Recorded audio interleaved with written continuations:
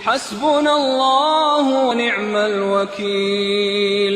حسبنا الله ونعم الوكيل. مش دايما الهزار آخرته ضحك، ومش كل حاجة تطلع ترند على السوشيال ميديا نجري عليها ونجربها على سبيل اللعب والهزار. اليومين اللي فاتوا ظهرت لعبة على التيك توك وانتشرت وبقت ترند للطلبة في المدارس. مجموعة صحاب بيرفعوا واحد منهم ويسيبوه يقع على الأرض ويشوفوا قوة تحمله، يقع بقى على دماغه، يقع على رقبته، هو ونصيبه.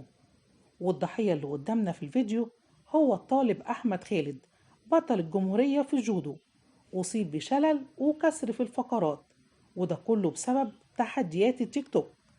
النوعية دي من الفيديوهات بتنتشر بين الأطفال والمراهقين وبتسبب حوادث كارثية، وخصوصا بين الطلاب في المدارس. وبسبب التحدي الجديد ده أصيب طالب لم يتجاوز عمره 13 سنة، أصيب بإصابات مميتة بعد ما جرب التحدي ده مع زمايله. الطالب أحمد خالد أصيب بضرر في النخاع الشوكي وكسر في العمود الفقري عشان يجيله شلل.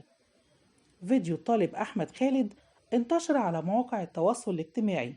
لحظة مؤلمة جدا وانت شايف طفل بيقع على الأرض بالطريقة دي وتتكسر فقرات رقبته ويتصاب بالشلل.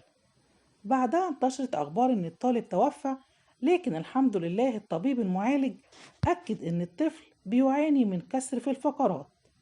على لسان الدكتور المعالج ليه قال: النهاردة شفت حادثة من أسوأ الحوادث اللي شفتها. ولد عنده 13 سنة جاي المستشفى مش بيتحرك تماما، وبعد الفحص وعمل الأشعة تبين إن الولد اتشل بسبب لعبة، بسبب هزار سخيف. متخيلين احنا وصلنا لإيه؟ والد الطفل قال إن الحالة بدأت تتحسن وإن الوعي بدأ يرجع لابنه حبة حبة، وأكد إنه بيخضع للرعاية الطبية في المستشفى. أرجوكم خلوا بالكم من ولادكم ووعوهم، ممكن تكون حاجة بسيطة بس تؤدي لموت صاحبها أو تجيب له عاهة مستديمة.